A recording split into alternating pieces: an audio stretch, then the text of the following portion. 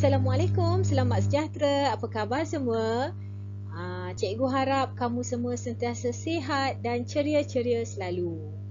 Okey, bersama lagi dengan Cikgu Ernie dalam mata pelajaran Pendidikan Seni Visual tingkatan 5. Pendidikan Seni Visual tingkatan 5. Teruskan bersama cikgu untuk belajar tentang pendidikan seni. Baiklah, di akhir pengajaran nanti atau di akhir pembelajaran nanti, murid-murid akan dapat, cikgu harapkan murid-murid akan dapat menerangkan tentang tokoh kraf di Malaysia serta menjelaskan tentang seni peri bumi. Baik, yang pertama kita akan lihat apa dia tokoh kraf di Malaysia dan siapa tokoh-tokoh kraf di Malaysia.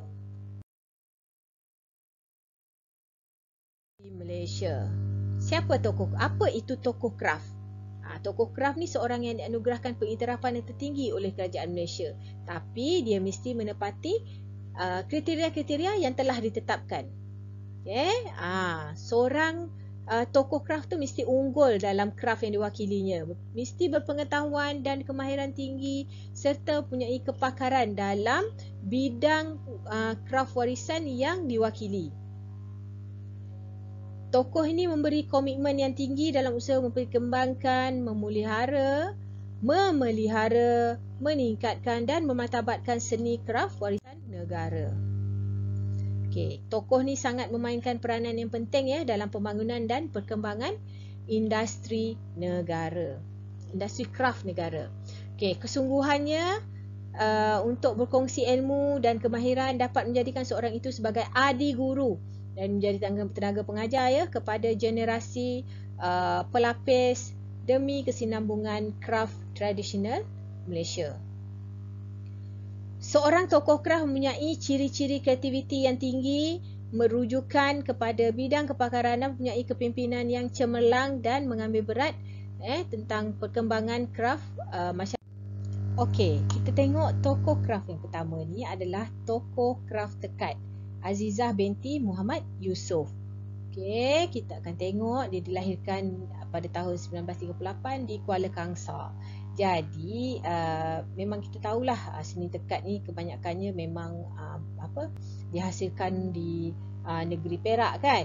Ini adalah sumbangan-sumbangan seni tekad sumbangan-sumbangan Azizah Muhammad Yusof sebagai apa? Sebagai tenaga pengajar. Tenaga pengajarnya dia menjadi guru kepala pelatih, kraf tangan, lepas tu banyaklah dia banyak mengajar menjadi juru tunjuk dan sebagainya. Dan dia juga menjadi wakil Malaysia ke pameran antarabangsa pameran antarabangsa. Antara anugerah yang diperolehi, ini adalah anugerah-anugerah yang diperolehi. Dan dia dianugerahkan gelaran Adi Guru Kraf Tekatan Benang. Dan dia menjadi dapat anugerah AMN dan sebagainya lah. Bin Muhammad Yusof. Seterusnya tengok tokoh kraf tenunan songket Hajah Habibah binti Zikri. Ini latar belakang dia. Ini orangnya dan sumbangannya dia banyak menghasilkan karya-karya yang digunakan oleh organisasi korporat. Mana contoh anugerah yang diperolehinya? Ini adalah contoh-contoh anugerah yang diperolehinya dan dia digelar Adi Guru Kraf Tenunan Songket pada tahun 2007. Dan ini adalah contoh-contoh yang dihasilkan, songket yang dihasilkan. Baiklah, seterusnya tokoh kraf Pasu Iban Anda Eke Lembang. Ini orangnya. Kita tengok apa latar belakangnya dan apa sumbangannya. Jadi juru demo. Ni ada talent, sebagai dilantik sebagai talent dalam penggambaran dokumentari lah. Okey, dan kita akan lihat apa anugerah yang diperolehinya. Dia dianugerahkan gelaran Adi Guru Kraft Pasu Iban sebab tak ramai yang boleh buat ni nampak ini adalah pasu Iban. Kita kena tahu ni, ini adalah pasu Iban. Okey, seterusnya tokoh kraft ukiran halus Norhaiza Nordin. Ini orangnya. Okey. Ini latar belakang dan sumbangan-sumbangan yang diperolehi, yang diberikan. Okey, dia terima tempahan cokma, menghasilkan tempahan cokma. Yang paling besar dua bilah keris lah digunakan untuk yang di-Pertuan Agong. Okey, banyak lagi lah dia punya sumbangan-sumbangan ni. Ya, banyak sumbangannya dan dianugerahkan dengan anugerah seni negeri dan gelaran Adi Guru Kraft Seni Halus pada tahun 2011. Okay, ini adalah seni yang ini adalah seni yang dibuat, seni ukiran kayu yang dibuat.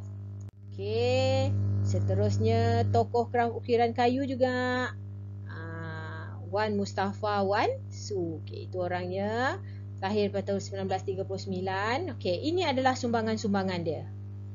Okey, ini adalah sumbangan-sumbangan dia. Banyak memberi latihan, banyak menjadi pakar rujuk.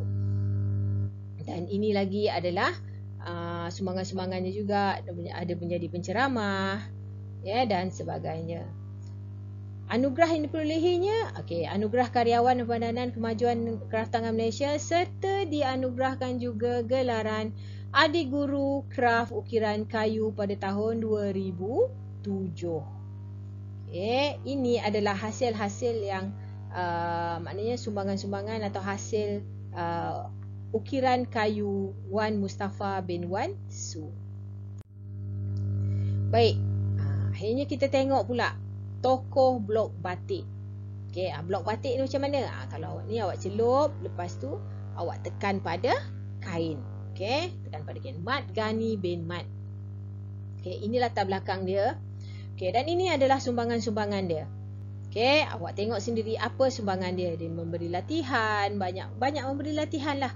Mereka yang diiktiraf ni selalunya menurunkan ilmu kepada yang berkenaan. Orang minta dia ajar, dia datang. Atau kita pergi sendiri kat tempat dia. Okey, dianugerahkan sebagai Adi Guru Kraft Blok Batik pada tahun 2011. Okey, ini adalah contoh-contoh blok batik dia. Cikgu cakap dia ada pemegang dan nanti kita akan celup dan kita tekankan pada kain. Okey. Okey. Itu tadi adalah tokoh-tokoh kraft di Malaysia lah. Ya. Tokoh kraft yang perlu kita tahu yang di Malaysia. Sekarang kita akan lihat pula tentang seni peribumi. Okey, kita akan lihat tentang seni peribumi macam mana. Okey, masyarakat orang asli etnik Sabah dan Sarawak ni merupakan mereka merupakan sebahagian daripada masyarakat peribumi di Malaysia. Okey, tengok ni. Ini masyarakat orang asli terdiri daripada 3, iaitu apa? Okey, Negrito, Senoi dan Melayu asli. Okey, kita tengok semua ni. Ini adalah suku kaum utama orang asli. Okey, awak boleh baca di sini. Okey, ini adalah semua suku kaum utama orang asli di Malaysia. Okey. Okey, nampak tak? Dia adalah seni bumi ni banyak sebenarnya. Dia ada alat pemburuan dan sebagainya lah. Okey. Penduduk peribumi terdiri daripada sekurang-kurangnya 30 kumpulan dengan menggunakan lebih 50 bahasa dan tidak kurang 90 dialek. Macam-macam bahasa, macam-macam dialek yang digunakan. Okey, antara penduduk peribuminya ialah di sini. Awak boleh baca. Dan di sini. Okey, banyak sangat antara penduduk pribuminya lah. Itu sebab dia punya bahasa pun banyak, bahasa dialeknya banyak. Okey, ni tengok sini. Dan masyarakat bumi terbesar terdiri daripada etnik Iban, Budayo, Kayan dan orang Ulu. Okey. Dayak terbahagi kepada dua. Ada Dayak laut dan Dayak darat. Okey, Iban dikategorikan dengan Dayak laut dan Bidayuh dikategorikan dengan Dayak darat. Okey, apa itu Dayak laut? Dayak laut. Awak boleh tengok di sini. Okey, ni Dayak laut dan di sini adalah Dayak darat. Ni Dayak laut dan ni Dayak darat. Okey. Tengok Melayu Sarawak. Okey, ini adalah Melayu Sarawak dan ini Malanau. Okey, ini kaum-kaum dia. Okey, orang Ulu. Okey, ini dia senarai-senarai orang Ulu.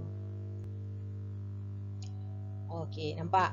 Ini adalah contoh contoh tarian.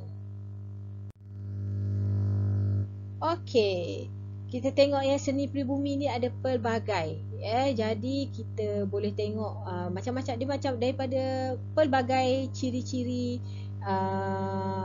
yang inilah terdiri daripada pelbagai ciri-ciri. Jadi dia ada alat pemburuan. Okey, ini adalah contoh-contoh alat pemburuan dia. Awak boleh baca di sini, dalam buku teks pun ada ya. Ini ada pesumpitan, ada tabung damak, apa-apa fungsi-fungsinya kita boleh kaji. Okey, ini adalah bubu bubu untuk tangkap ikan lah kan, buru ikan dan sebagainya.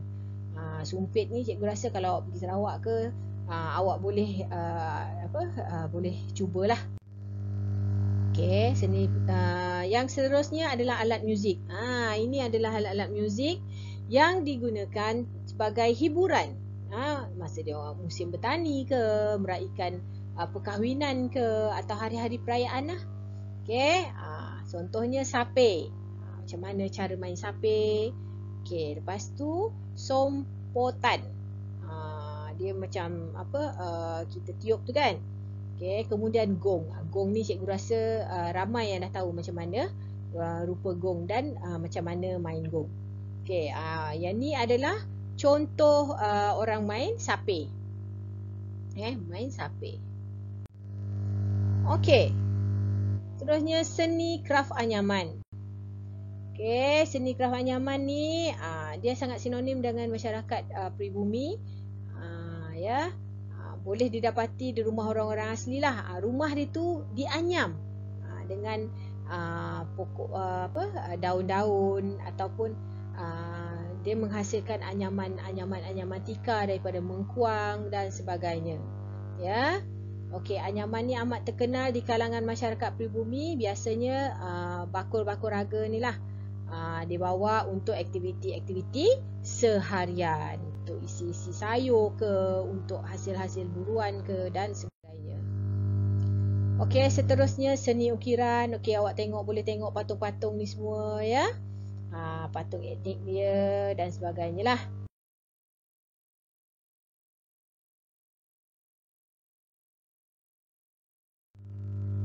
Okey, ni lagi ni keliring, jerunai ni semua ni. Kita boleh tengok macam mana ukiran-ukiran dia. Sangat-sangat cantik dan sangat-sangat ada, setiap ukiran tu adalah maksud-maksud yang tertentu. Okey, terima kasih daripada Cikgu Annie kerana awak telah sudi mendengar tentang penerangan tentang siapakah tokoh-tokoh kraft di Malaysia dan apa itu seni peribumi. Diharapkan awak boleh menjawab soalan-soalan yang dikemukakan dalam apa jua bentuk sekalipun ya. Semoga video ini menjadi panduan kepada semua yang menonton dan Semoga kita berjumpa lagi. Selamat belajar. Assalamualaikum dan selamat sejahtera.